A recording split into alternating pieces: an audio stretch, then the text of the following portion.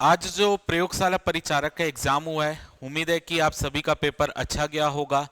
आज की क्लास में हम ये चीज डिस्कस करने वाले हैं कि जो आपका क्वेश्चन पेपर आए उसके मॉडल आंसर क्या होंगे, कट ऑफ कितना हो सकता है, पोस्ट कितनी थी और कितना कट ऑफ जा सकता है, उस सब चीज में हम डिटेल में यहाँ पर चीजें कवर करने वाले हैं।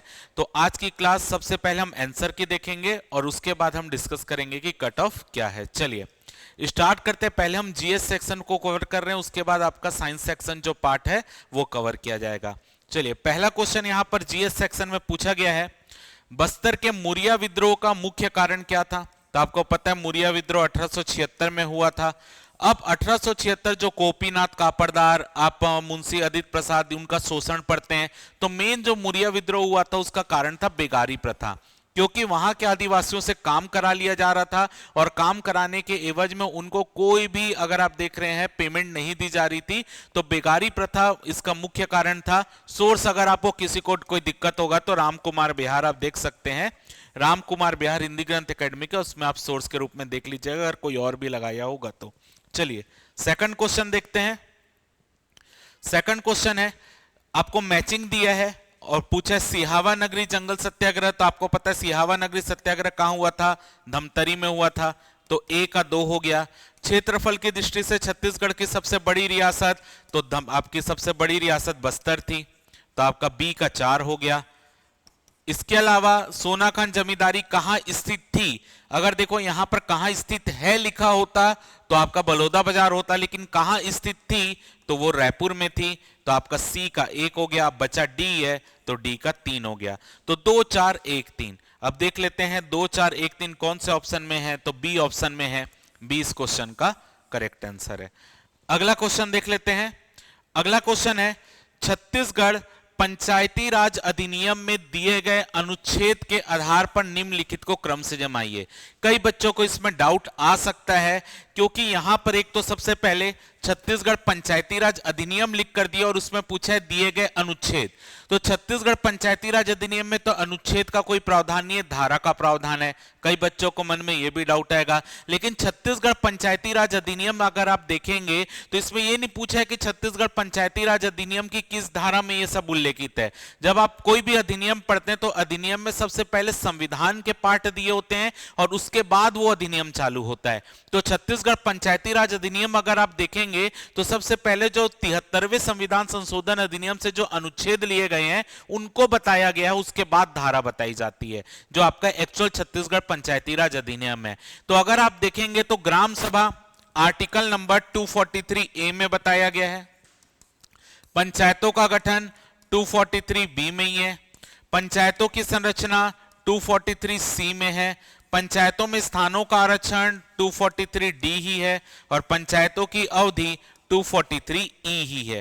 तो ये लाइन से जमा हुआ है। अगर कई बच्चों को ये डाउट होगा कि छत्तीसगढ़ पंचायती राज अधिनियम में तो अगर आप देखेंगे ग्राम सभा एक अलग से कोई धारा नहीं है। ग्राम सभा का सम्मेलन धारा में बताया गया, धारा नंबर 6, फिर साथ में ग्राम सभा के बारे में अन्य प्रावधान है, लेकिन ग्राम सभा पर्टिकुलर कोई धारा नहीं है।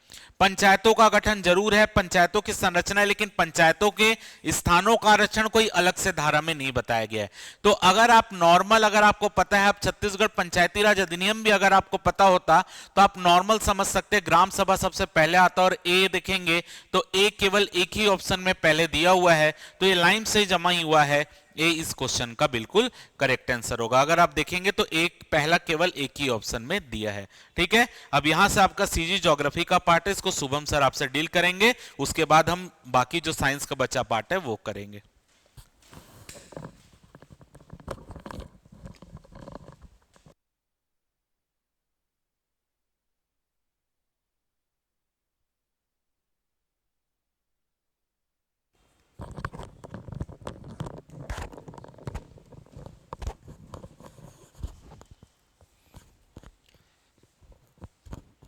चलिए, तो हम लोग अब सीजी के बाकी पार्ट और इंडियन ज्योग्राफी का जो पार्ट था वो कवर करते हैं।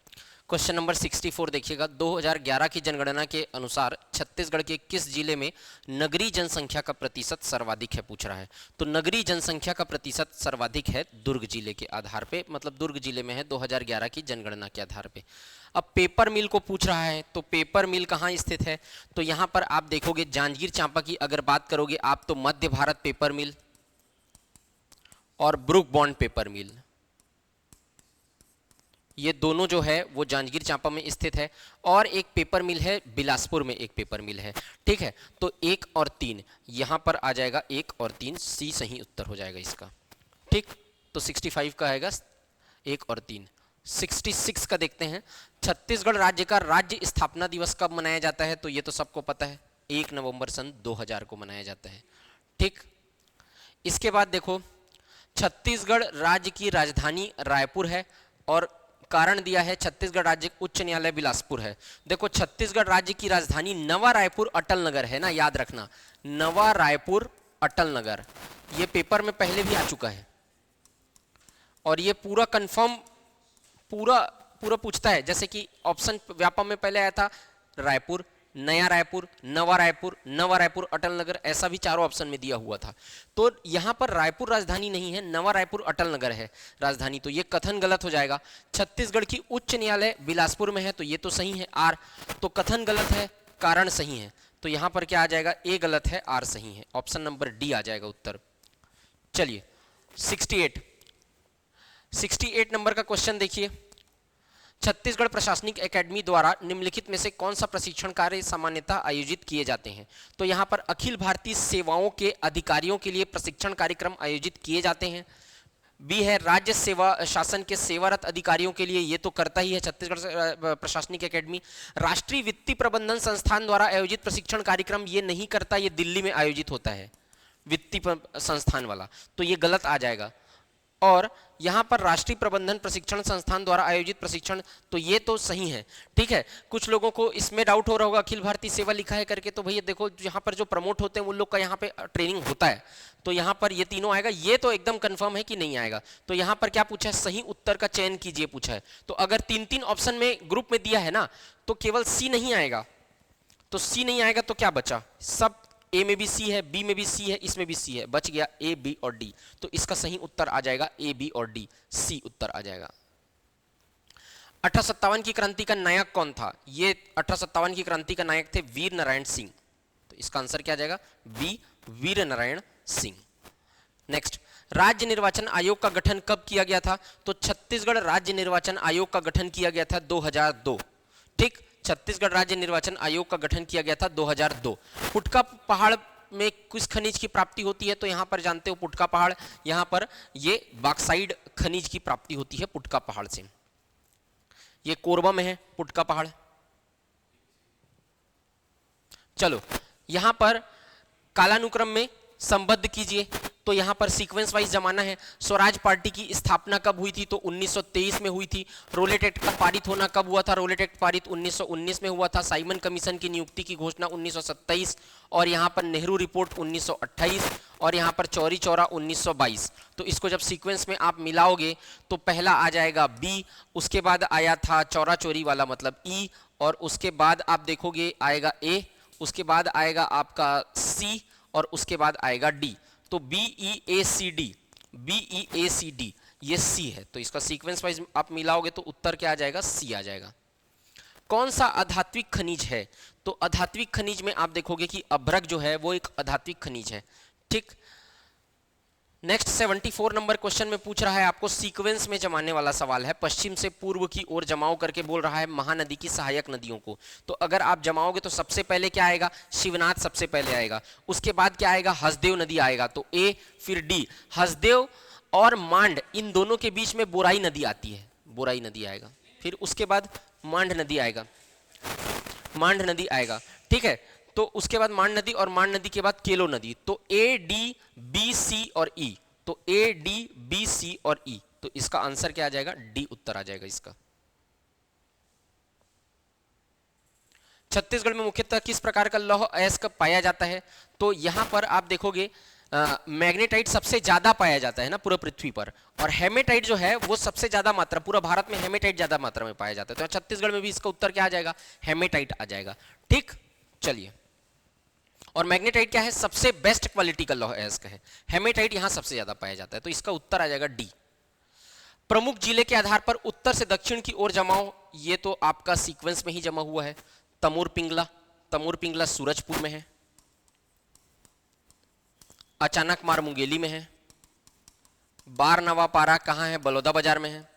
सीता नदी जो है वो है आपका धमतरी में, और पामेड़ जो है वो है बीजापुर में। तो आप इसको उत्तर से दक्षिण की ओर जब जमाओगे तो लाइन से जमा हुआ है A B C D E, तो इसका उत्तर क्या जाएगा? ए आ जाएगा। कार्बन के प्रतिशत के आधार पर कोयले के प्रकार को आरोही क्रम में जमाओ। ठीक है, तो यहां पर पूछ रहा है असेंडिंग ऑर्डर में जमाओ। ठीक है, आरोही क्रम में। तो अब ध्यान से समझना इसको। ये आता है एंथ्रेसाइट, बिटुमिनस, लिग्नाइट और पीट। ठीक, तो सबसे ज्यादा कार्बन का परसेंटेज होता है एंथ्रेसाइट में, फिर उसके बाद बिटुमिनस में, फिर उसके बाद लिग्नाइट में, फिर पीट में। लेकिन इसमें क्या आ जाएगा? पीट सबसे पहले आ जाएगा। 4 आएगा, फिर 2 आएगा, फिर 1 आएगा, फिर 3 आएगा। 4 आएगा, 2 आएगा, फिर 1 आएगा, फिर 3 आएगा। इसमें बोल रहा है असेंडिंग ऑर्डर में जमाओ करके, मतलब सबसे कम किस में रहता है, फिर ज्यादा किस में रहता है, फिर ज्यादा, फिर सबसे ज्यादा। तो इसका उत्तर क्या आ जाएगा? सी आ जाएगा इसका आंसर। छत्तीसगढ़ की अर्थव्यवस्था मुख्य रूप से निम्नलिखित में से किस पर आधारित है? तो खनिज, कृषि, ऊर्जा और विनिर्माण। तो यहाँ पर छत्तीसगढ़ की अर्थव्यवस्था में चारों फैक्टर डिपेंड करते हैं ना, तो चारों पर आधारित है। या तो आएगा, तो यहाँ पर क्या आएगा? जे, के, एल और एम, चारों पर आधारित है छत्तीसगढ़ की अर्थव्यवस्था। छत्तीसगढ़ का प्रथम नक्सल मुक्त गांव कौन सा था? तो बड़े सेट्टी। ये बड़े सेट्टी जो है वो छत्तीसगढ़ का पहला नक्सल मुक्त गांव घोषित हुआ है। ठीक, 80 नंबर का क्वेश्चन देखेंगे तो छत्तीसगढ़ में प्रथम किन्नर सरपंच कौन बनी है?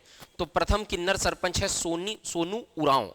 सोनू उरांव जो थी वो पहली जो है किन्नर सरपंच बनी है। ठीक है, चनवारी डांड इनके गांव का नाम है। यहां पर निम्नलिखित इस्पात उद्योगों को पश्चिम से पूर्व दिशा में सही क्रम में जमाना है। तो पश्चिम से पूर्व दिशा की ओर जमाओगे तो सबसे पहले आएगा राउरकेला उड़ीसा, तो डी सबसे पहले आएगा। उसके बाद आएगा बोकारो झारखंड, तो यहाँ पर बी आएगा। उसके बाद आएगा बर्नपुर, ये पश्चिम बंगाल में है। और उसके बाद दुर्गापुर, ये भी पश्चिम बंगाल में है। तो बर्नपुर, दुर्गापुर दोनों पश्चिम बंगाल में है, लेकिन ये जो दुर्गापुर है वो सबसे पूर्व दिशा में है। तो यहाँ पर DACB इसका राइट आंसर आ जाएगा। इसका आंसर आ जाएगा सी, DACB।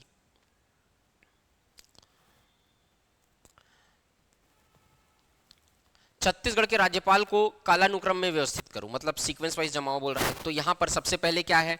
DN सहाय सबसे पहले राज्यपाल थे। फिर उसके बाद KM सेठ यहाँ के राज्यपाल थे। फिर उसके बाद ESL नरसिम्हन राज्यपाल बने। फिर उसके बाद शेखर दत्त आएगा, और उसके बाद फिर आ जाएगा ए जो है BD टंडन। तो यहाँ पर बलराम दास टंडन। तो यहाँ पर क्या आएगा? BDCEA। अब चेक करो इसमें BDCEA कहाँ है? तो यहाँ पर सी इसका राइट आंसर है। छत्तीसगढ़ प्रशासन एकेडमी की स्थापना कब हुई? तो यहां पर 2002 में प्रशासनिक एकेडमी की स्थापना हुई छत्तीसगढ़ में। उसके बाद यहां पर क्या बोल रहा है? छत्तीसगढ़ की सबसे लंबी सीमा किस राज्य से लगती है? तो यहां पर मध्य प्रदेश, महाराष्ट्र, झारखंड, उड़ीसा। सबसे लंबी सीमा किससे लगती है? उड़ीसा से लगती है छत्तीसगढ़ की। यहां पर मंदिरों को मैचिंग में जमाना है। तो यहां पर देखेंगे भोरमदेव मंदिर है कबीरधाम में, महामाया मंदिर है रतनपुर में, दंतेश्वरी मंदिर है दंतेवाड़ा में, और राजीव लोचन मंदिर है राजिम में। तो A to B4, उसके बाद C1, तो A to B4 C1 और D3, ये आ जाएगा ऑप्शन नंबर डी इसका राइट आंसर। ठीक है, चलो आगे बढ़े। जूडो खिलाड़ी हेमवती नाग को राष्ट्रपति द्वारा सम्मानित किया गया था। ठीक है, ये कौन से स्थान से संबंधित हैं? तो यहां पर ये जो जूडो खिलाड़ी हेमवती नाग है वो कोंडा गांव से है। ठीक, ये इसका राइट आंसर आ जाएगा। हम लोग फटाफट आगे बढ़ रहे हैं, सिर्फ मैं ज्यादा एक्सप्लेन नहीं कर रहा हूं। चलिए, कथन पूछ रहा है भारत चाय का वृहद उत्पादक देश है। तो कथन सही है, चाय का काफी उत्पादन होता है नॉर्थ ईस्ट में। अगर आप देखोगे तो भारत में चाय के उत्पादन के लिए शीतोष्ण जलवायु पाई जाती है। देखो, चाय के उत्पादन के लिए उपोष्ण जलवायु की जरूरत पड़ती है। उष्ण जलवायु और उपोष्ण जलवायु, तब चाय उपयुक्त मात्रा में हो पाता है। और नॉर्थ ईस्ट में इसी प्रकार की जलवायु पाई जाती है, मतलब गर्म ठंड दोनों। ठीक है, तो यहां पर आप बात करेंगे तो ए तो सही हो जाएगा, लेकिन कारण गलत हो जाएगा।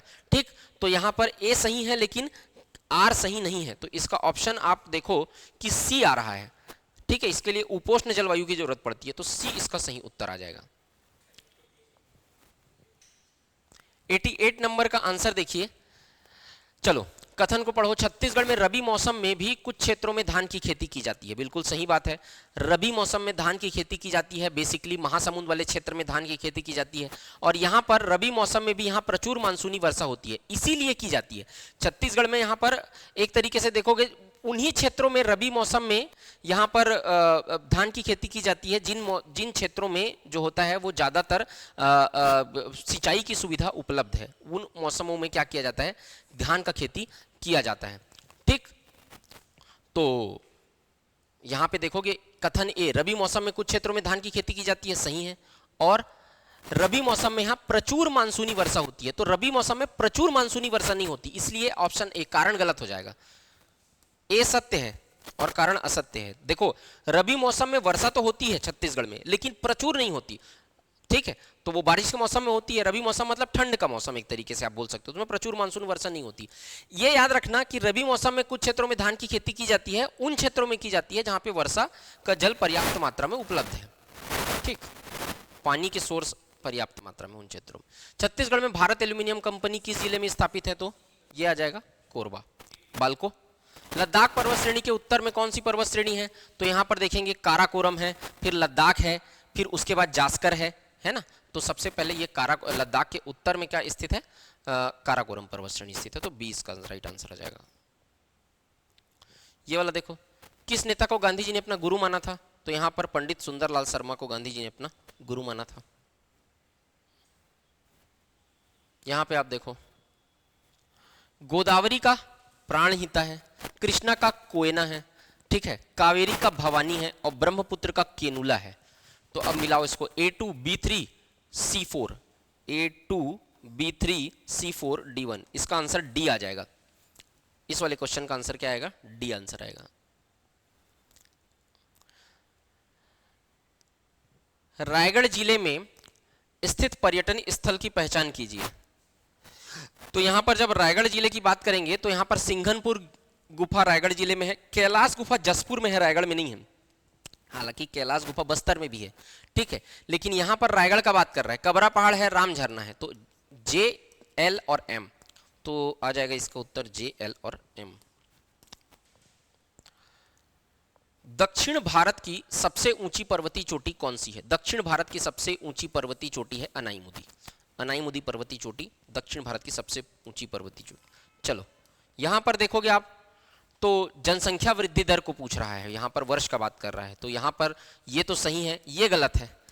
22.87 नहीं है, 23.87 के आसपास है, ठीक है, तो यहां पर ये गलत हो जाएगा, ये सही है और ये भी सही है, तो ये बस 2 नंबर गलत होगा, 1, 3 और 4, तो इसका उत्तर आ जाएगा ए, आ जाएगा 1, 3 और 4, बी बस गलत है।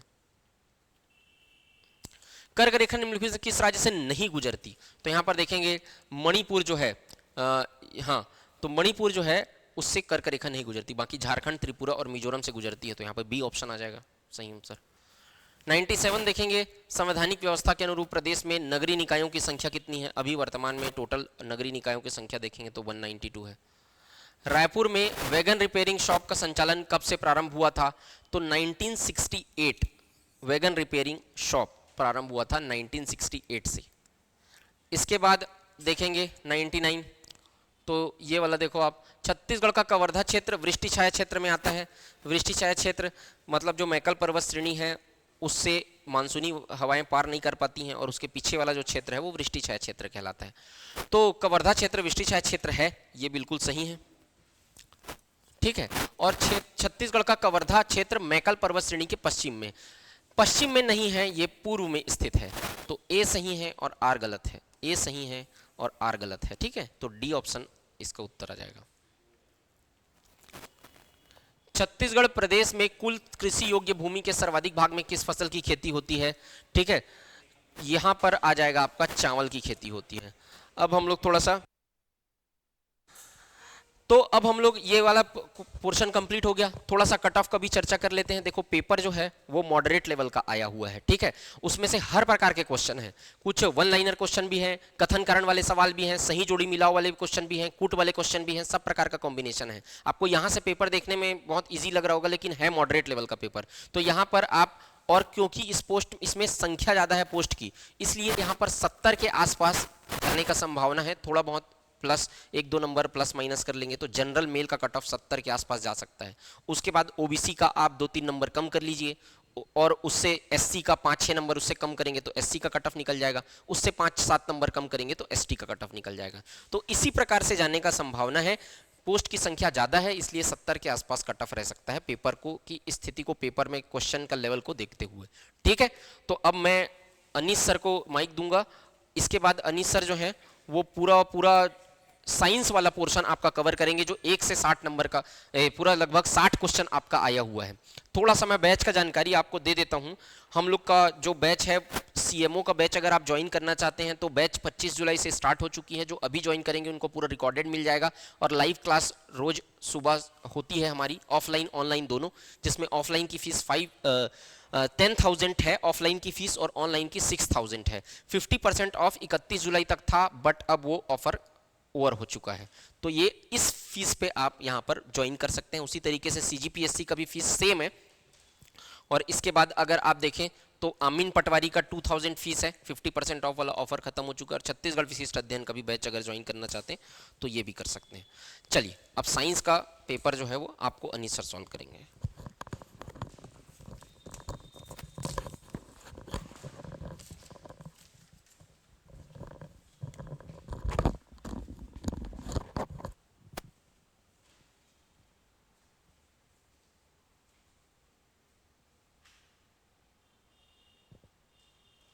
शुरू से ना, कहाँ है सर? ये मेरे पास।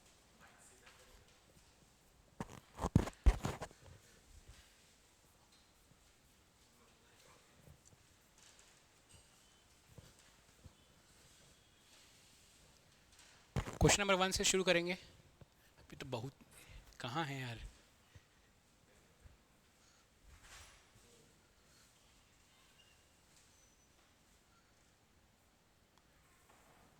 चलिए, ये है क्वेश्चन नंबर 1, ठीक है।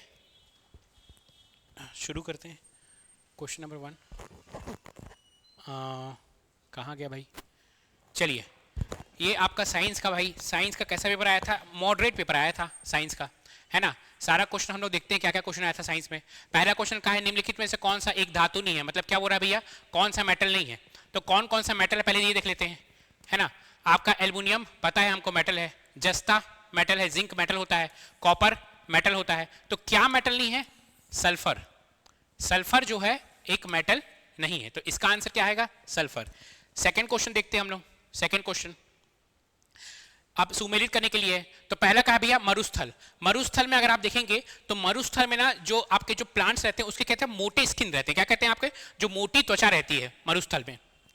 तो अगर आप देखेंगे तो ए का क्या है भाई? ए का 4 है ना, ए का 4 है। अब आपका ये समुद्र में क्या रहता है? समुद्र में अगर आप देखेंगे तो उसमें क्या रहता है? समुद्र में swimming organ, gills, salt and swimming organ रहता है, गिल्स रहता है, सॉल्ट रहता है, सॉल्ट टॉलरेट करने की कैपेसिटी रहती है। क्या रहता है भैया? गल फड़े रहते हैं, शरीर में नमक सहनशीलता की कैपेसिटी रहती है। तो एक ए का अगर आप देखेंगे 4 और समुद्र का देखेंगे तो आपका देखेंगे बी का 3। ए का 4 बी का 3। देखिए अब कौन सा ऑप्शन में आ रहा है आपका? ए का 4 और बी का 3 एक ही ऑप्शन है, तो आपका हो जाता है ये, है ना, मतलब ऑप्शन नंबर बी। अब देखते हैं हम लोग क्वेश्चन नंबर 3।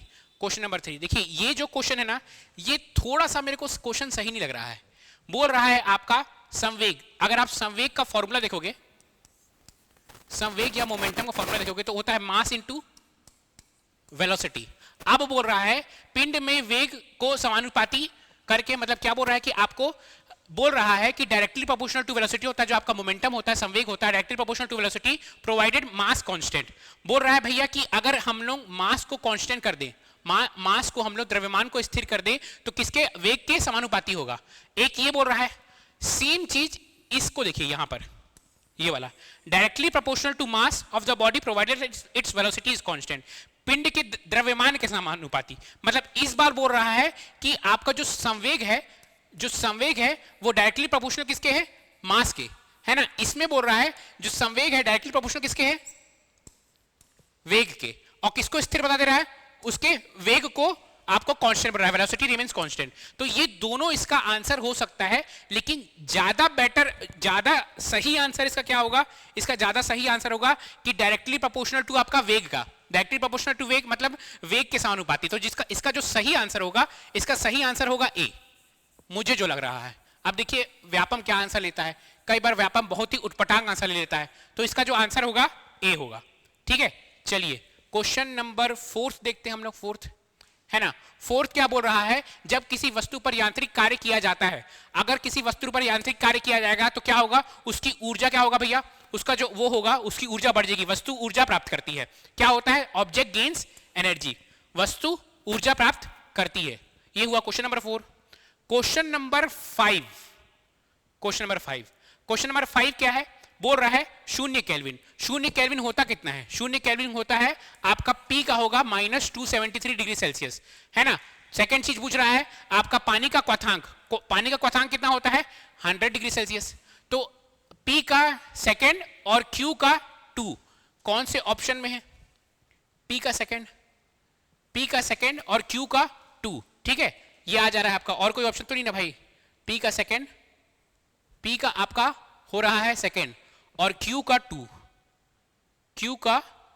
2, P है ना, ये 0 केल्विन 273, P का सेकंड एक ही ऑप्शन है आपका, है ना। तो ये आ जा रहा है आपका P के सेकंड। Q का क्या है भैया, Q boiling temperature of water, Q का 1 होना चाहिए, तो Q का 1, तो ये ऑप्शन हो जाएगा आपका B, है ना। चलिए नेक्स्ट क्वेश्चन की ओर हम लोग आगे बढ़ते हैं। क्या बोल रहा है, ये जो ट्रिप्सिन ओजन जो है कौन सिक्रीट करता है, विच ऑर्गन सिक्रीट्स ट्रिप्सिन कौन सिक्रीट करता है भैया, कौन सा ऑर्गन है, अग्नाशय है, यकृत है, पित्ताशय है, अमाशय है। तो ट्रिप्सिन पेंक्रियास सिक्रीट करता है, पेंक्रियास अग्नाशय। ठीक है, चलिए क्वेश्चन नंबर 7 देखते हैं हम लोग। क्वेश्चन नंबर 7 ये है अल्सर रीजन का क्वेश्चन है। क्वेश्चन को मैं पढ़ता हूं। When several section of a railway tracks are joined together a small gap is left between them. क्या बोल रहा है कि जब ट्रेन बनता है ना, ट्रेन का जो पटरी बनता है, तो दो पटरियों के बीच में ना एक छोटा सा गैप छोड़ देते हैं। सही बात है, ये छोड़ते हैं, अगर आप देखे होंगे तो, है ना। Railway tracks are made of steel because steel has highly elastic nature.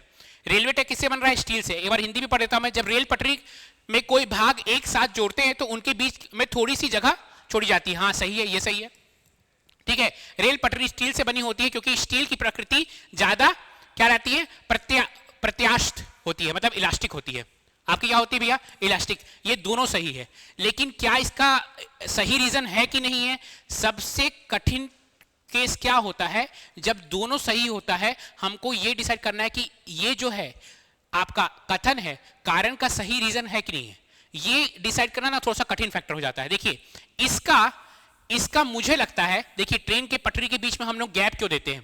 क्या होता है, ट्रेन के पटरी के बीच में हम लोग गैप इसे देते हैं, जब गर्मी होती है ना, बहुत ज्यादा गर्मी होती है, तो कुछ भी चीज गर्म होने के बाद ना फैलती है, तो ट्रेन की पटरी आपकी क्या होती है, फैलती है। तो इसलिए उसके बीच में क्या देते हैं, हम लोग गैप देते हैं, ठीक है। तो ये दोनों तो सही है, लेकिन उसका आंसर ये मुझे नहीं लग रहा है। लेकिन अगर आप देखेंगे ना, ये जो फैल रहा है इसी चीज को इलास्टिसिटी कहते हैं। ये जो फैल रहा है ना, इसी चीज को इलास्टिसिटी कहते हैं। लेकिन मुझे जहां तक लगता है कि आपको व्यापम ना इसको दोनों सही लगेगा, लेकिन उसका करेक्ट एक्सप्लेनेशन नहीं देगा। मतलब ये बोलेगा कथन कारण दोनों सही है, लेकिन कारण उसकी सही व्याख्या नहीं है। इसका आंसर होगा कथन कारण दोनों सही है, परंतु उसकी सही व्याख्या नहीं करता है। इसका आंसर डी होगा, है ना। बहुत सारे लोग सोचेंगे कि सी आंसर हो सकता है। भाई असली में गैप हम लोग देते हैं कि वो एक्सपांड होगा, ठीक है। एक्सपांशन के कारण गैप देते हैं, इसलिए नहीं देते कि वो इलास्टिसिटी हम लोग क्यों देते, वो स्टील इलास्टिक रहता है, मैं मान रहा हूं, लेकिन ये एग्जैक्ट उसका एक्सप्लेनेशन नहीं है कि इसलिए हम लोग देते हैं, वो एक्सपेंशन के कारण देते हैं हम लोग गैप, ठीक है। अब क्वेश्चन बोल रहा है कि निम्नलिखित वस्तुओं को उनके जड़त्व के बढ़ते क्रम में व्यवस्थित करें, ठीक है। Arrange the following object in increasing order of inertia. Inertia किसके ऊपर डिपेंड करता है, द्रव्यमान के ऊपर, द्रव्यमान मास के ऊपर डिपेंड करता है। तो बढ़ते क्रम मतलब छोटे से बड़ा, सबसे छोटा क्या होगा भैया, सबसे छोटा होगा आपका रबड़ की गेंद, है ना, बढ़ते क्रम है। फिर उससे बड़ा क्या होगा, पत्थर की गेंद, सी के बाद डी होगा, ठीक है, सी और डी कोई ऑप्शन में है, सी डी, फिर क्या होगा, साइकिल, फिर रेलगाड़ी, तो option number D, option number क्या है इसका, डी। अच्छा, हम लोग कौन सा सेट डिस्कस कर रहे हैं, सेट नंबर हमारा बी है, sorry set number D discuss कर रहे हैं, सेट नंबर जो है ये सेट नंबर डी है आपका, सेट नंबर डी डिस्कस कर रहे हैं हम लोग, डी सेट नंबर, ठीक है। तो ये आपका क्वेश्चन हो गया। नेक्स्ट क्वेश्चन की ओर हम लोग आगे बढ़ते हैं।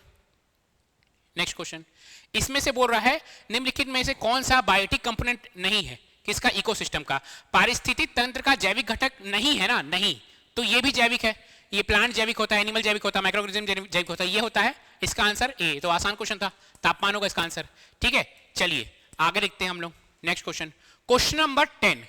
क्वेश्चन नंबर 10 कह रहा है प्राकृतिक चयन, प्राकृतिक चयन क्या होगा, इसको सुमेलित करना है, तो ये ना सीधे सीधे चयन वो हुआ है। अगर आपको ये समझ नहीं आ रहा, देखिए कृत्रिम चयन क्या होगा, मानव द्वारा चयन, कृत्रिम मानव करता है। तो पहले तो हम लोग इसको ऐसे पकड़ते हैं कि बी का 2 कौन कौन सा ले रहा है, बी का 2 ये ले रहा है, बी का 2 ये ले रहा है, और बी का 2 ये भी ले रहा है।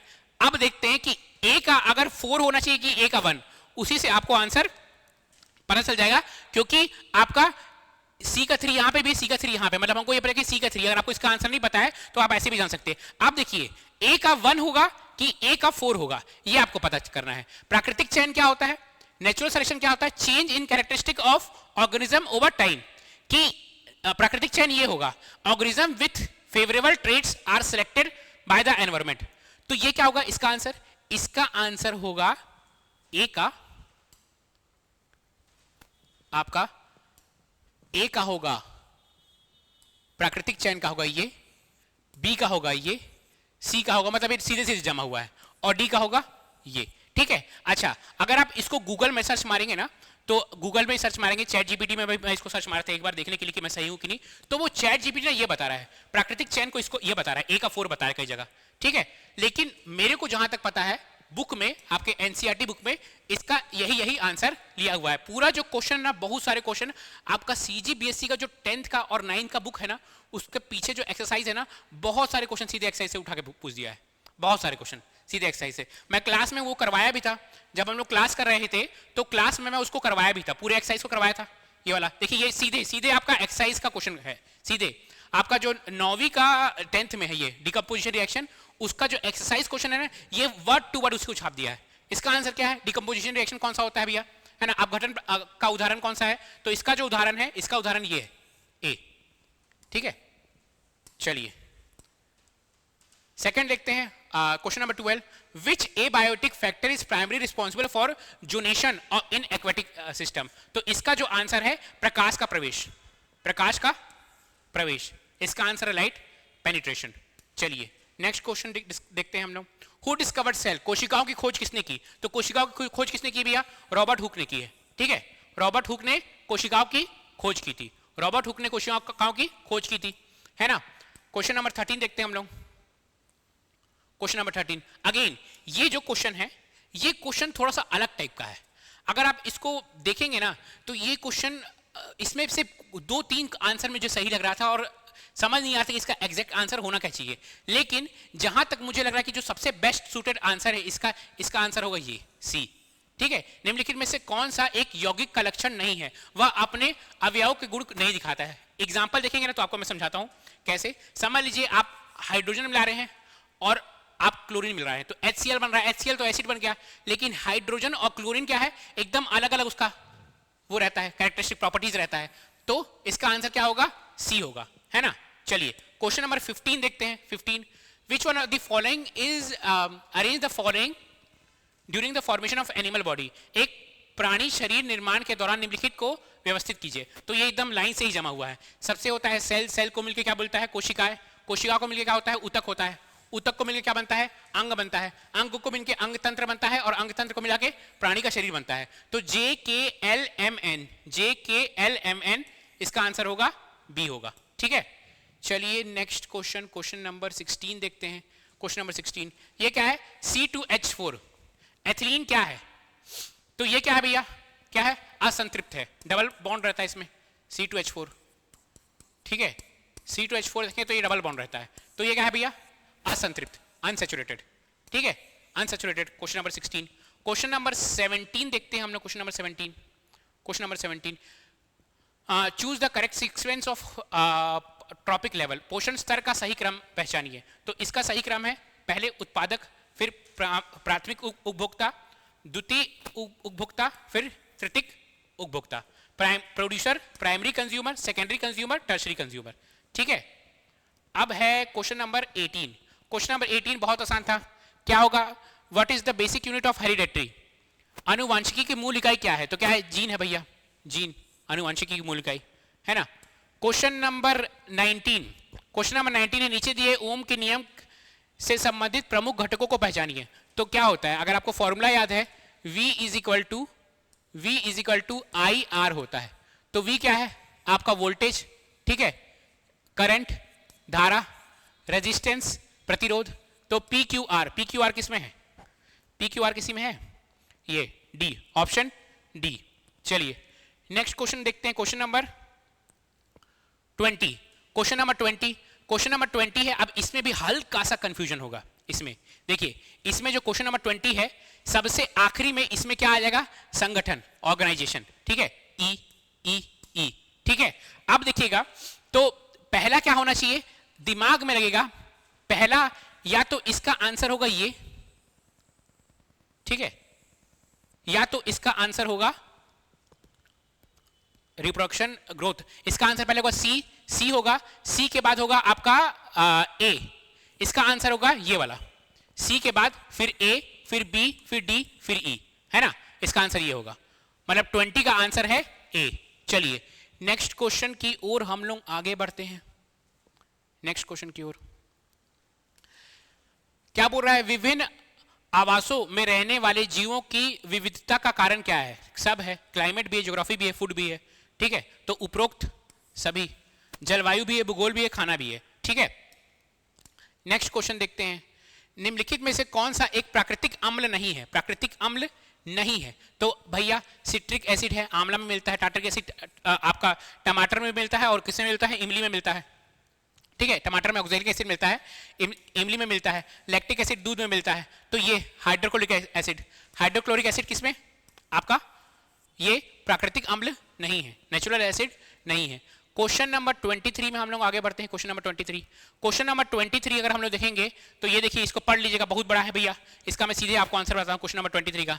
इसको समझाने में टाइम लग जाएगा, मैं क्लास में समझाया। अगेन ये आपका क्या है? CGBSE का जो बुक है ना, CGBSE का बुक, CGBSE का जो क्लास 10वीं का बुक है, उसका ये एक्सरसाइज का क्वेश्चन है। ये इसका आंसर बी होगा। ठीक है, चलिए नेक्स्ट क्वेश्चन देखते हैं हम लोग। नेक्स्ट क्वेश्चन क्या है? निम्नलिखित में से किस घटना को गुरुत्वाकर्षण के सार्वभौमिक नियम द्वारा सफलतापूर्वक समझाया जा सकता है? तो यह बल जो हमें पृथ्वी से बांधता है, सही है भैया। सूर्य के चारों ओर ग्रहों की गति, यह भी सही है भैया। ठीक है, ज्वार चंद्रमा और सूर्य के कारण, यह भी सही है। चौथा, अत्याधिक भारी वस्तु के लिए नहीं, सबके लिए वैलिड है ये जो है आपका, मैं भारी नहीं हूं, आप और मैं खड़े, तो हम दोनों में भी गुरुत्वाकर्षण बल लग रहा है। तो ये चौथा आपका गलत है। तो आंसर होगा 1 2 3। 1 2 3 दिया है क्या कोई ऑप्शन में? 1 2 3 लिया है? हाँ, तो लिया तो है, सी है।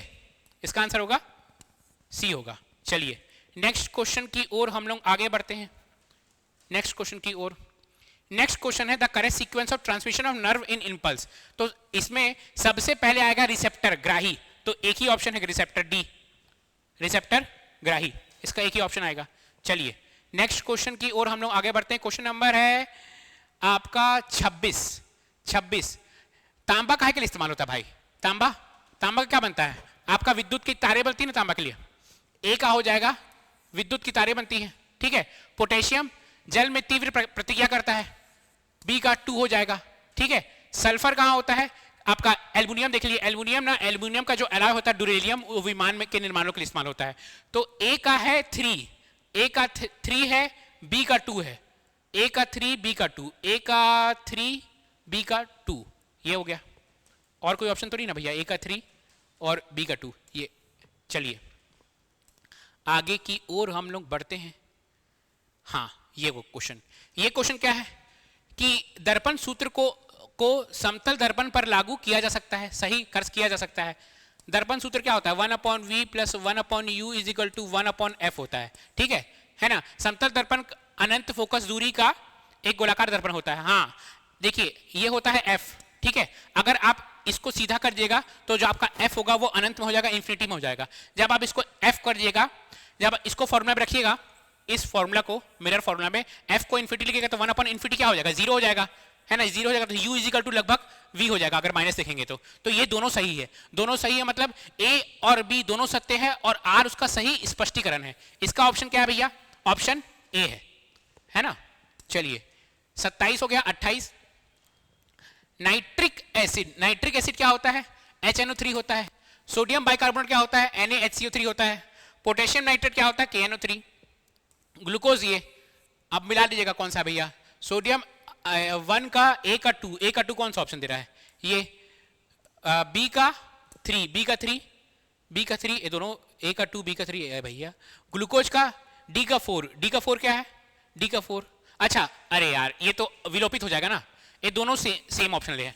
ये देखिए ये क्वेश्चन विलोपित हो जाएगा, ये क्वेश्चन हो जाएगा विलोपित। चलिए क्वेश्चन नंबर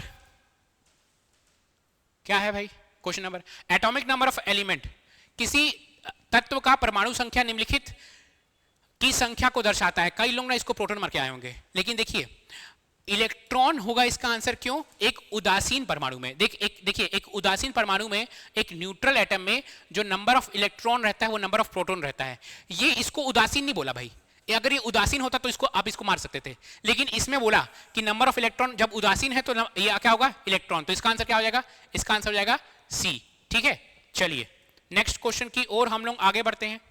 नेक्स्ट क्वेश्चन बोल रहा है कि convex lens form a real image highly deemed image of an object at infinity. एक उत्तल लेंस किसी वस्तु का वास्तविक और अत्यधिक लघु प्रतिबिंब बनाता है। हाँ बनाता है, ये देखिए ऐसा बनाता है, ठीक है, जब वो इन्फिनिटी में रह गया था तो ये बना ऐसा कुछ बनता है, आप ध्यान दिए होगे तो ये पॉइंट साइज बनता है। तो पहला सही है, पहला सही है।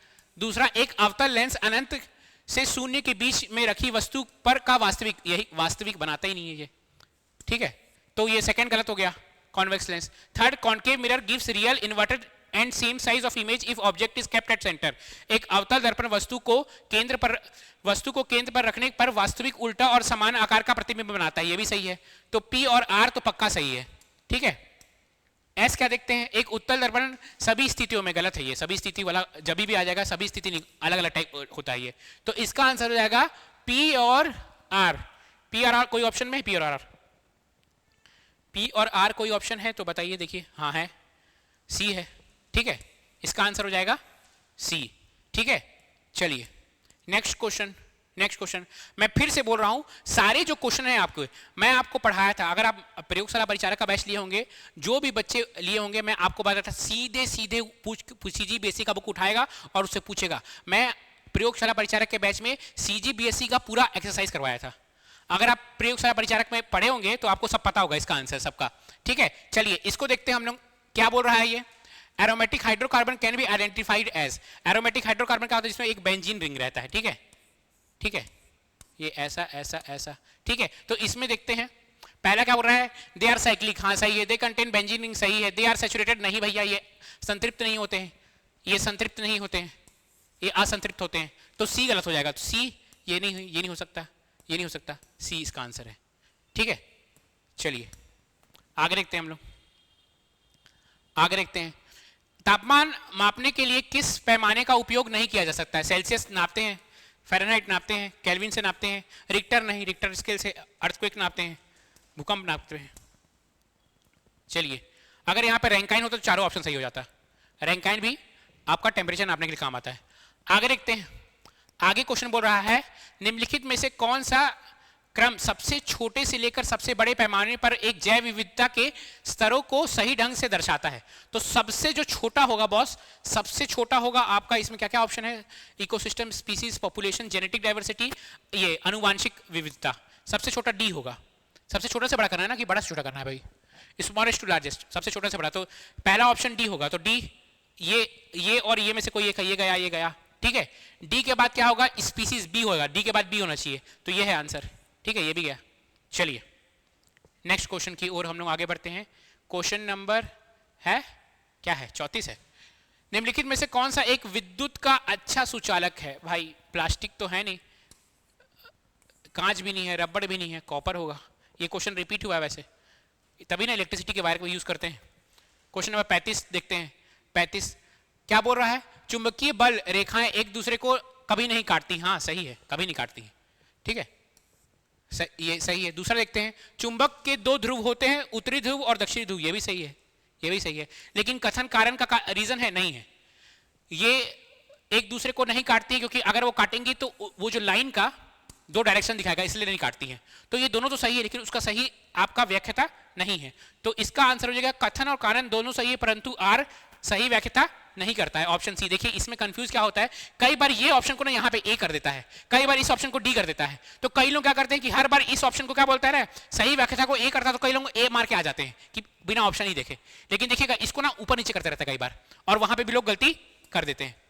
चलिए नेक्स्ट क्वेश्चन की ओर हम लोग आगे बढ़ते हैं।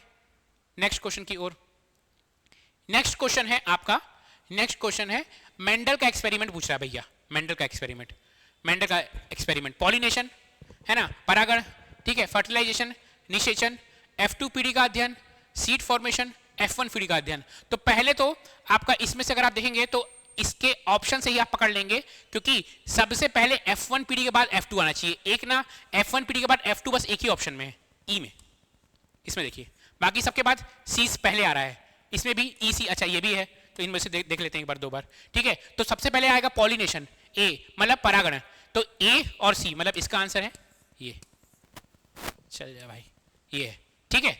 चलिए नेक्स्ट क्वेश्चन की ओर जाते हैं, क्वेश्चन नंबर 37। क्वेश्चन नंबर 37 जाते हैं। 37 में आपका पहला क्या है, साइटोप्लाज्म। तो साइटोप्लाज्म का ए का ग्लूकोज को ये सही है, ये ठीक है। दूसरा है आपका मसल सेल्स। मसल सेल्स क्या करता है आपका, ये आपका आता है परविक एसिड को लैक्टिक एसिड में कन्वर्ट करता है। तो ए का 1 बी का 4, कौन सा ऑप्शन है ये? ए का 1 बी का 4 कोई है? ए का 1 ये, तो ऑप्शन नंबर सी। चलिए बोर्ड धीरे हो गया बहुत ज्यादा, ऑप्शन नंबर सी। चलिए क्वेश्चन नंबर आते हैं 38 में। 38 में सूर्य क्या करता है भैया, एनर्जी है ना।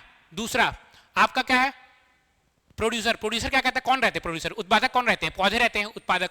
तो पौधे 1 का ए का 2 और बी का 1, ए का 2 और बी का 1, कोई ऑप्शन है ए का 2 बी का 1? ये उपभोक्ता एक बार चेक कर लेते हैं, उपभोक्ता कौन रहते हैं आपके, कंज्यूमर कौन रहते हैं, एनिमल रहते हैं। तो हाँ सही है।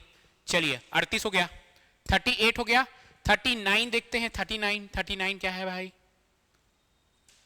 क्या बोल रहा है, मैकेनिकल पियानो के एक चाबी को धीरे से दबाया जाता है, फिर ताकत से जोर से दबाया जाता है। तो दूसरे मामले में क्या होगा, जब जोर से दबाएंगे तो आवाज तो तेज होगा पक्का, फ्रीक्वेंसी में चेंज नहीं आएगा। मतलब आवाज तेज हो सकता है, फ्रीक्वेंसी मतलब आपका पिच में चेंज नहीं आएगा, ठीक है। तो क्या होगा, आवाज तेज होगा, ठीक है, आवाज तेज होगा, सब में आवाज तेज कर रहा है ना, ऑप्शन में ये भी आवाज तेज होगा, but pitch will not be change, यही आंसर होगा, ठीक है। दूसरा ऑप्शन पढ़ लेते हैं, आवाज तेज होगी पर पिच भी अधिक होगी, नहीं।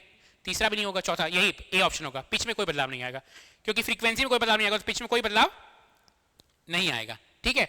अब निम्नलिखित में से कौन सा जैव विविधता के स्तर हैं? तो भाई 3 स्तर होते हैं, जेनेटिक अनुवांशिकी है ना, दूसरा इकोसिस्टम और तीसरा प्रजातीय। तो ए बी सी तीनों होते हैं इसके। तो 1 2 3 कौन सा ऑप्शन है, 1 2 3 ए, इसका आंसर होगा ए। चलिए नेक्स्ट क्वेश्चन हम लोग देखते हैं, क्वेश्चन नंबर 41। क्वेश्चन नंबर 41 में क्या बोल रहा है, रसायनों arrange the steps involve in treatment of drinking water using chemicals. रसायनों द्वारा पानी के पीने के शोधन में उपयोग होने वाले चरणों को क्रम से व्यवस्थित कीजिए। तो जो सबसे पहले होता है ना, हम लोग सबसे पहले बोलते हैं भैया छानते हैं, तो सबसे पहले होगा ई किस ऑप्शन में, सबसे पहला ई 2 ऑप्शन में है। छानने के बाद क्या होगा इसका, छानने के बाद हम लोग इसमें डालेंगे फिटकरी, ठीक है। तो ई के बाद ए होगा, वो भी है, अभी नहीं पकड़ा रहा है, इन दोनों में से कोई एक होगा, ये नहीं होगा, ये नहीं होगा। फिर क्या होगा, सी क्या बोल रहा है, सेडिमेंटेशन, डी बोल रहा है आपका फिल्ट्रेशन, तो इसका आंसर होगा सेडिमेंटेशन, ये मतलब ये इसका आंसर होगा। ई के बाद एक बार चेक कर लेता हूं मैं, ई है, फिर ए है, ठीक है, ई के बाद ए है ना, ई के बाद ए, सही है, ई ए, फिर सी क्या बोल रहा है, सेडिमेंटेशन, सी बोल रहा है सेडिमेंटेशन। हाँ सही है, इसका आंसर यही होगा। चलिए आगे बढ़ते हैं, आगे देखते हैं। Question number, which one of the following is animal tissue. कौन कौन सा भैया? प्राणी ऊतक है, तो पेशी और नर्व ये दोनों हैं, ये दोनों हैं। ये तो ये कौन है? प्लांट टिश्यू है इन दोनों। तो जे और के, जे के कौन सा ऑप्शन है? केवल जे के, ए है। ठीक है, अब क्या बोल रहा है? Arrange the following metal in increasing order of their electrical conductivity. निम्नलिखित धातुओं को उनके विद्युत चालकता के बढ़ते क्रम पर लगाइए। तो सबसे ज्यादा जो होता है ना, मतलब छोटे से काम करना है, सबसे ज्यादा होता है सिल्वर, सिल्वर, चांदी, चांदी के बाद आएगा सेकंड नंबर पे तांबा, है ना, मतलब सबसे पीछे होगा चांदी, उससे पहले होगा तांबा, मतलब सबसे पीछे होगा सी। तो सबसे पीछे सी किस में लिया हुआ है? कौन से ऑप्शन में सबसे पीछे सी? सब में सबसे पीछे सी ही लिया है। तो ये दोनों में से कोई एक होगा, ये तो गया, ये गया, है ना। पहले होगा आपका चांदी, फिर तांबा, C D, C D, C D दोनों लिया है। फिर होगा एल्युमिनियम, ए, सी डी, ए, अच्छा है भाई, बढ़िया किया है। फिर क्या होगा? फिर होगा आपका जस्ता, फिर होगा आपका जस्ता। तो ई और बी, इसका आंसर ये होगा। इसमें पता है आपको, यही पास सब लोग कंफ्यूज ही होंगे। लग रहा होगा कि आयरन ज्यादा बेटर कंडक्टिविटी है, लेकिन जिंक ज्यादा बेटर कंडक्टिविटी है। जिंक आपका ज्यादा अच्छा कंडक्टिविटी है आयरन के हिसाब से। जो विद्युत चालकता है जिंक का, वो ज्यादा अच्छा है। क्वेश्चन नंबर 44 आ जाते हैं। 44 में बोल रहा है निम्नलिखित में से कौन सी प्रक्रियाओं में क्या हो रहा है भैया? फेस चेंज हो रहा है। कौन सी प्रक्रिया में फेस चेंज हो रहा है? तो फेस चेंज किसमें किसमें होता है? फ्रीजिंग में होता है, कंडेंसेशन में होता है। जे और के, जे और के किसमें है? ए, ऑप्शन ए इसका सही आंसर है ना। चलिए चलिए चलिए,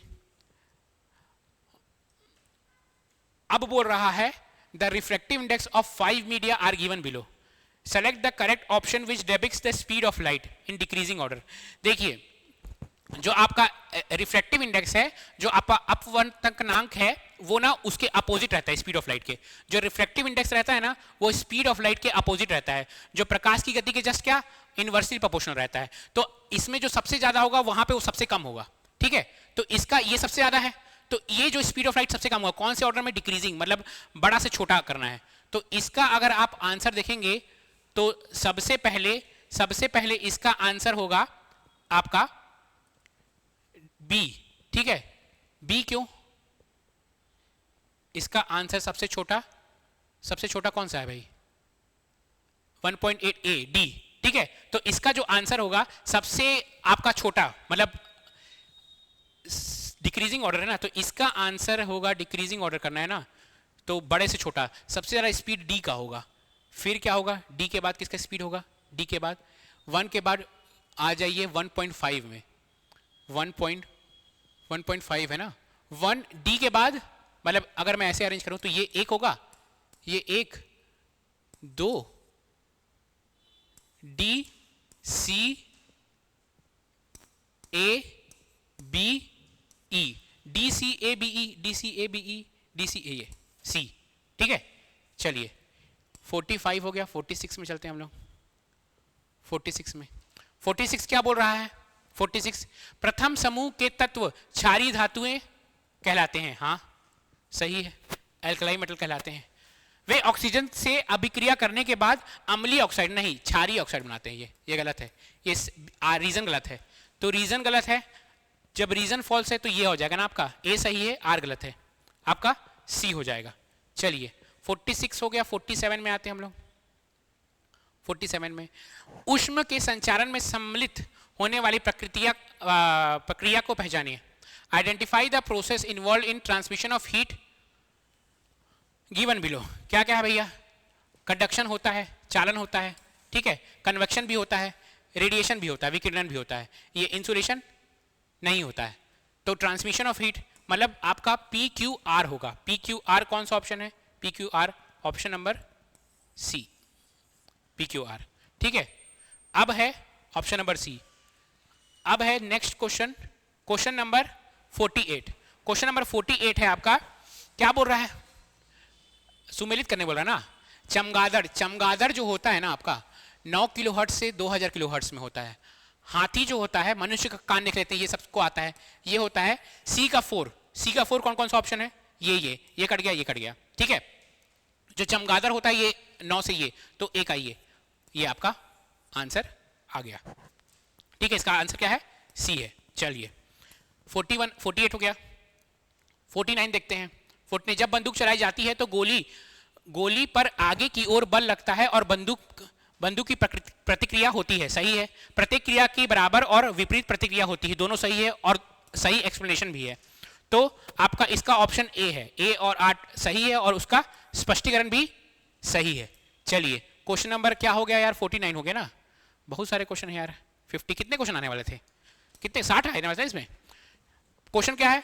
which one of the following substance form alkali solution, है ना। बोल रहा है आपका निम्नलिखित में से कौन सा पदार्थ जल में घुलने पर क्षारीय विलयन बनाते हैं? तो NaOH तो बनाते हैं। इसको ऑप्शन से आप बना सकते हैं, HCl नहीं करेगा। तो डी ऑप्शन जिसमें नहीं होगा वो तो हो ही नहीं सकता। डी ये नहीं हो सकता, ठीक है। ABCD ये नहीं हो सकता, ठीक है। अब देखते हैं NaOH करता है, KOH करता है, ये करता है, ये सी आ जाएगा इसका आंसर, सी। ठीक है, इसका आंसर आ जाएगा सी। चलिए नेक्स्ट क्वेश्चन की ओर हम लोग आगे बढ़ते हैं। क्या बोल रहा है? 51 क्या बोल रहा है? निम्नलिखित पदार्थों को पीएच मान के बढ़ते क्रम में, तो सबसे कम पीएच किसका होगा? सबसे जो खतरनाक वो होता है एसिड होता है, वो क्या होता है आपका? HCl। तो ई से शुरू होगा, ठीक है। बढ़ते क्रम हो रहा है ना, increasing order.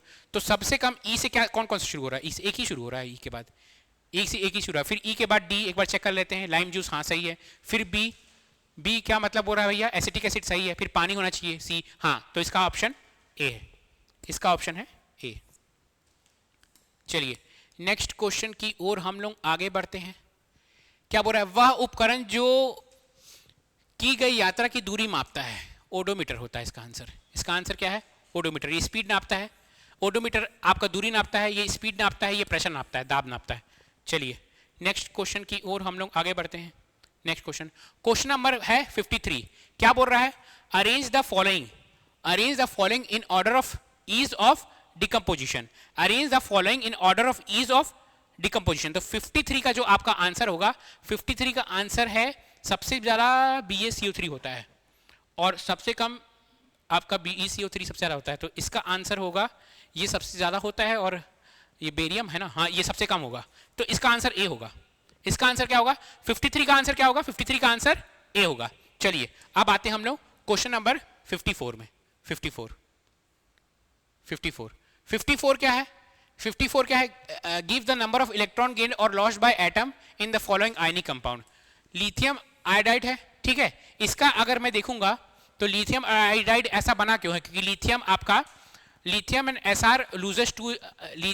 SR lose 2 electron, I gains 1 electron. ये तो नहीं सही लग रहा है मेरे को 54, है ना।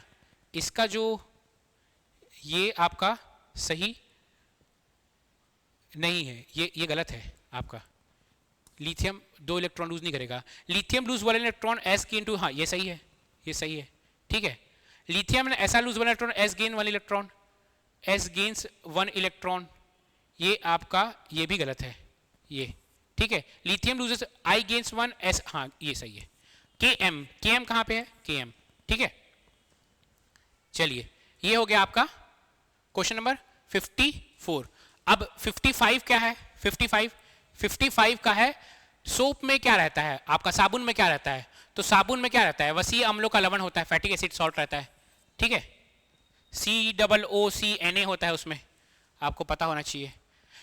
अब क्या पूछा है? एक वस्तु को उत्तल दर्पण के सामने रखा जाता है तो इसका प्रतिबिंब कहां बनेगा?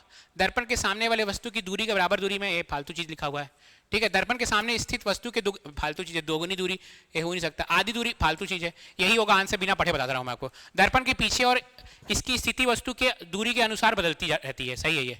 बिहाइंड द मिरर, सामने होता है नहीं, पीछे मिरर में फॉर्म होता है ये, ठीक है ना। अब है क्वेश्चन नंबर 57। क्वेश्चन नंबर 57 को अगर आप पढ़ेंगे, क्वेश्चन नंबर 57, तो क्वेश्चन नंबर 57 है identify the correct pair of contrasting characteristic in Mendel plea plant experiment. Contrasting मतलब अपोजिट कैरेक्टरिस्टिक, विपरीत लक्षणों की बात कर रहा है ना ये, विपरीत लक्षणों की बात। तो विपरीत लक्षणों की बात में अगर आप देखेंगे तो आपका लंबा और बौना विपरीत लक्षण है ना, लंबा बौना बी है ना, लंबा और बौना विपरीत लक्षण है। और क्या है आपका उसमें गोला और गोल और पीला भी विपरीत लक्षण होगा।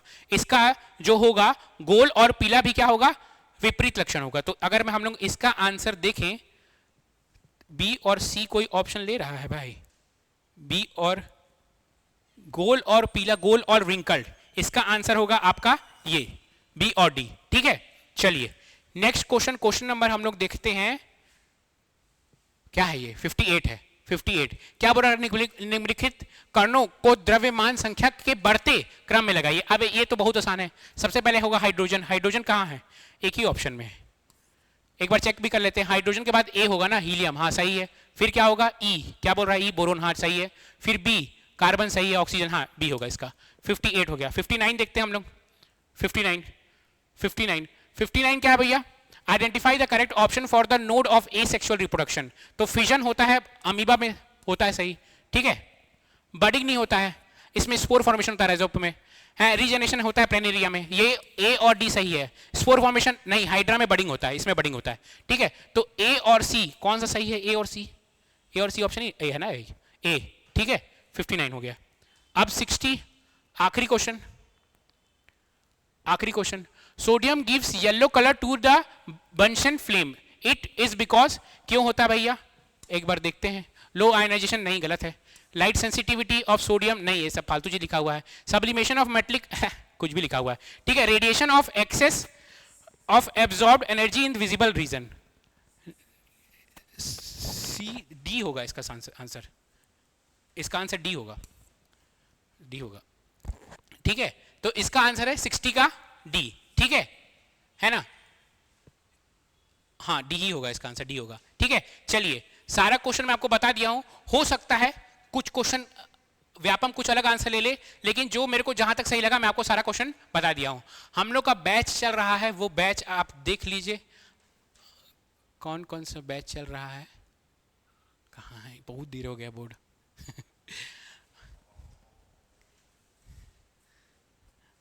यही है ना, सीएमओ का बैच चल रहा है बॉस, है ना, सीएमओ का बैच चल रहा है। सीएमओ का बैच चल रहा है जिसकी फीस है ऑनलाइन 1000, ऑफलाइन 10,000 है और ऑनलाइन 6,000 है। सीएमओ का बैच चल रहा है, ठीक है। और दूसरा क्या, सीजीपीएससी का भी बैच चल रहा है। अगर आपको ज्वाइन करना है सीजीपीएससी का बैच, तो सीजीपीएससी का भी बैच चल रहा है, उसको भी मैं आपको दिखा ही देता हूँ। सीजीपीएससी का बैच चल रहा है, अमीन पटवारी का बैच चल रहा है, सबका बैच लाइन से चल रहा है। अगर आपको ज्वाइन करना है तो आप ज्वाइन कर सकते हैं सीजीपीएससी का। सीजीपीएससी का एक विशिष्ट अध्ययन का भी बैच चल रहा है। अगर आपको सिर्फ स्पेशली सीजीपीएससी पढ़ना है तो सीजीपीएससी विशिष्ट अध्ययन का भी बैच चल रहा है। अगर आपको ज्वाइन करना है तो आप इस बैच को भी ज्वाइन कर सकते हैं। अगर आप सीजीपीएससी, क्योंकि इसके बाद जो नेक्स्ट एग्जाम है आपका सीजीपीएससी है, अमीन पटवारी भी है, लेकिन अगर आप सीजीपीएससी को फोकस कर रहे हैं तो सीजीपीएससी का भी बैच चल रहा है, उसको भी आप ज्वाइन कर सकते हैं। और एक अमीन पटवारी का बैच भी चल रहा है हम लोग के संस्था में, जिसकी फीस 2000 रुपीज है। अगर आपको ज्वाइन करना है तो आप आराम से ज्वाइन कर सकते हैं। चलिए मिलते हैं अब नेक्स्ट क्लास में मिलते हैं, तब तक के लिए गुड बाय, टेक केयर।